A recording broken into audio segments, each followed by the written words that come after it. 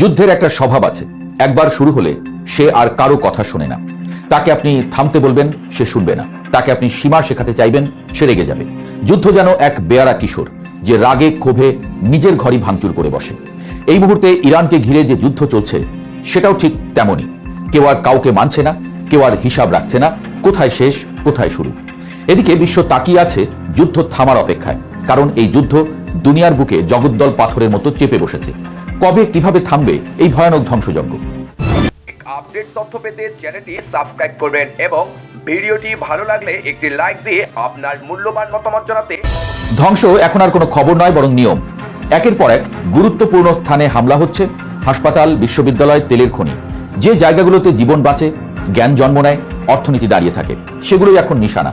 যুদ্ধ যেন বলছে, তোমাদের সভ্যতা সেটা আমি মানি না।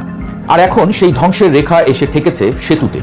যে সেতু মানুষকে এক প্রান্ত থেকে আরেক প্রান্তে নিয়ে যায়, সেই সেতুই ভেঙে দিয়ে যুদ্ধ যেন বলছে সংযোগ সেটাও থাকবে না। এই যুদ্ধের সবচেয়ে অদ্ভুত দিক হলো, এখানে কেউ পিছু হটতে রাজি নয়।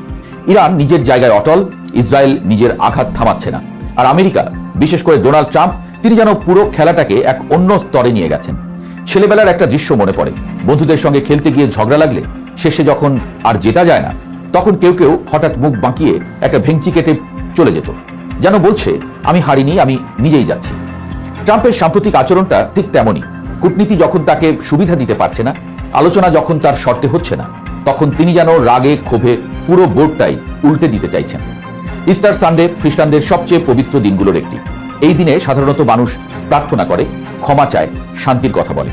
কিন্তু সেই দিনেই ট্রাম্প এমন ভাষায় পোস্ট করলেন যা শুধু অশালীনই নয়, বরং বিপজ্জনক। তিনি সরাসরি হুমকি দিলেন, ইরানের বিদ্যুৎ কেন্দ্র, সেতু সব ধ্বংস করে দেওয়া হবে। কথার মধ্যে ছিল রাগ, হতাশা আর এক ধরনের অস্থিরতা। এই অস্থিরতা নতুন নয়, কিন্তু এবার সেটা যেন আরো নগ্নভাবে সামনে এসেছে। যুদ্ধের ময়দানে এর প্রতিফলনও স্পষ্ট। ইরানের ভেতরে হামলার মাত্রা বেড়েই চলেছে। তেহরানের শরীফ প্রযুক্তি বিশ্ববিদ্যালয়, যেখানে ভবিষ্যতের বিজ্ঞানীরা পড়াশোনা করে, সেখানেও হামলা হয়েছে। গ্যাস স্টেশন, আইটি সেন্টার, এমনকি মসজিদও রেহাই পায়নি। হাসপাতালগুলোতে হামলা হয়েছে, যেখানে মানুষ জীবন বাঁচানোর জন্য ছুটে আসে, সেখানে এখন মৃত্যু অপেক্ষা করে। সংখ্যাটা ভয়াবহ। ইতোমধ্যেই প্রায় 8,000 মানুষের প্রাণ গেছে। কিন্তু এই সংখ্যা শুধু একটা সংখ্যা নয়, এর পেছনে আছে হাজার হাজার গল্প। কারো বাবা নেই, কারো সন্তান নেই, কারো ঘর নেই। যুদ্ধ এই গল্পগুলো শোনে না, সে শুধু এগিয়ে চলে। অন্যদিকে ইসরায়েলও থেমে নেই। তেল আবিব, জেরুজালেম, এলিয়াত, সব জায়গায় বিস্ফোরণের শব্দ। আকাশে ক্ষেপণাস্ত্র, ড্রোন, মনে হয় যেন পুরো আকাশটাই যুদ্ধক্ষেত্র হয়ে গেছে। ইরান, লেবানন, ইয়েমেন, সমন্বিত হামলার খবর আসছে। যুদ্ধ এখন আর দুই দেশের মধ্যে নেই, এটা ছড়িয়ে পড়ছে, বড় হচ্ছে, জটিল হচ্ছে। এই জটিলতার মধ্যেই একটা ঘটনা বিশেষভাবে গুরুত্বপূর্ণ। ইরানের দুর্গম পাহাড়ি এলাকা থেকে এক মার্কিন পাইলটকে নাটকীয়ভাবে উদ্ধার করা হয়েছে। এই ঘটনাকে চাইলে সতর্ক বার্তা হিসেবে দেখা যেত, কারণ যদি ইরানি বাহিনী তাকে আগে খুঁজে পেত, তাহলে পরিস্থিতি সহজেই জিম্মি সংকটে রূপ নিতে পারত। ইতিহাসে এমন ঘটনা আছে যা এক একটা সরকারের পতন পর্যন্ত ডেকে এনেছে। কিন্তু ট্রাম্প এই ঘটনাকে সতর্কতা হিসেবে দেখলেন না, বরং মনে হলো তিনি আরো সাহসী, যা বলা ভালো, আরো বেপরোয়া। তিনি হয়তো মনে করেন চাপ বাড়ালে ইরান শেষ পর্যন্ত নতি স্বীকার করবে। হয়তো ইতিহাসের কিছু উদাহরণ তাকে এই বিশ্বাস দিয়েছে। কিন্তু সমস্যা হলো, এই যুদ্ধটা শুধু শক্তির লড়াই নয়, এটা ধৈর্যেরও লড়াই। ইরান জানেও তাদের জিততে হবে না, শুধু টিকে থাকতে হবে। আর যুদ্ধ যত দীর্ঘ হয়, ঝুঁকিও তত বাড়ে। এই ঝুঁকির একটা বড় অংশ জড়িয়ে আছে হরমুজ প্রণালীর সঙ্গে। বিশ্বের একটি গুরুত্বপূর্ণ তেল পরিবহন পথ। ইরান বুঝে গেছে এটা তাদের সবচেয়ে বড় অস্ত্র, আর ট্রাম্প এটাকে খুলে দিতে চান যে কোনো মূল্যে। কিন্তু প্রশ্ন হলো, খুলে দিলেই কি শেষ?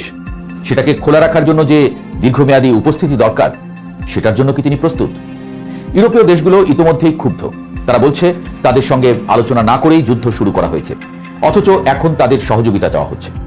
এমনকি প্যারিসে যে বৈঠক হলো, সেখানে যুক্তরাষ্ট্রকে আমন্ত্রণই জানানো হয়নি। এটা কূটনৈতিক ভাষায় এক ধরনের বার্তা, আমরা তোমার এই পাগলামোর খেলায় নেই। এমনকি চীনও খুব আগ্রহ দেখাচ্ছে না, যদিও এই পথ দিয়েই তাদের বিপুল তেল আসে। অর্থাৎ ট্রাম্প যে আন্তর্জাতিক জোটের কথা ভাবছেন, সেটা বাস্তবে তত সহজ নয়। এর মধ্যে আবার নতুন নতুন হুমকি।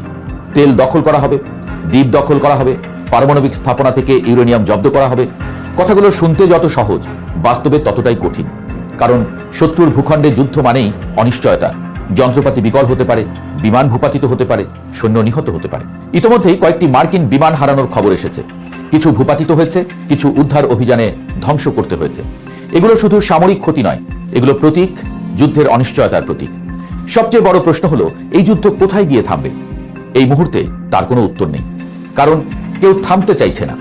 ট্রাম্প ভাবছেন চাপ বাড়ালে সব মিটে যাবে, ইরান ভাবছে টিকে থাকলেই তারা জিতবে, ইসরায়েল ভাবছে নিরাপত্তা নিশ্চিত না হওয়া পর্যন্ত তারা থামবে না।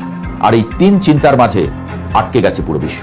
যুদ্ধ যেন একটা আগুন, যেটা শুরুতে ছোট ছিল কিন্তু এখন তা ছড়িয়ে পড়ছে চারিদিকে। কেউ পানি ঢালছে না, বরং সবাই নিজের মতো করে তেল ঢালছে। ফলে আগুন শুধু বাড়ছে আর তার তাপে পুড়ছে মানুষ, শহর, ভবিষ্যৎ। শেষ পর্যন্ত হয়তো কোনো একদিন এই যুদ্ধ থামবে। সব যুদ্ধই একসময় থামে, কিন্তু প্রশ্ন হলো তার আগে কত কিছু ভাঙবে, কত জীবন যাবে, কত শহর ধ্বংস হবে। এই মুহূর্তে দাঁড়িয়ে মনে হচ্ছে যুদ্ধ আর কোনো নিয়ম মানছে না। আর যখন যুদ্ধ নিয়ম মানে না, তখন সে শুধু ধ্বংসই ডেকে আনে। আর সেই ধ্বংসের মাঝখানে দাঁড়িয়ে মানুষ শুধু একটাই প্রশ্ন করে, এই যুদ্ধ কি সত্যি?